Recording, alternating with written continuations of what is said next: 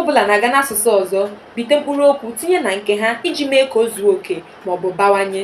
Ndewo ọhaneze n'oge Nsụbakọ Igbo nke ụbọchị taa. Isiokwu anyị ga-agba okoso n'elu ya bụ okwu mbite. Okwu mbite bụ mgbe asụsụ gara n'asụsụ ọzọ bite okwu tinye na nke ha iji wee gbatịa asụsụ ha mee ka o zuo oke. Ebe n'asụsụ Igbo enwere ọtụtụ okwu ndị anyị ji ihe na-abụghị asụsụ Igbo mana ọ bụ okwu ndị anyị si na obodo dị iche iche wee bite. Anyị ji ọtụtụ mkpụrụ okwu ndị anyị bitere n'asụsụ dị iche iche wee bịa. Mkpụrụ okwu ndị a gụnyere windo, tebụlụ, bọọlụ, mangolo. Ndị a na imirikiti imi ndị ọzọ ka anyị bitere na asụsụ Bekee. Anyị gbara banye na Hausa, anyị bitere osikapa, waka, banza, mangala n'asụsụ Hausa. Anyị tinyezi isi na Yoruba, anyị enweta jigida, agidi, akawo, dada n'asụsụ Yoruba.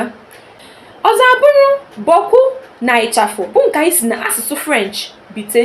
Agbarazi abanye na Efik, anyị bitere okpogho na ịnyanga n'asụsụ Efik. Mana chetu nwanne, ịmakwa ihe okpogho pụtara?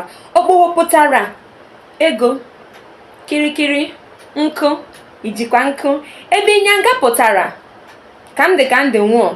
Ọ bụghị otu a ka mbụ m dị, ọ bụ asụsụ Igbo buliri mbụ m elu.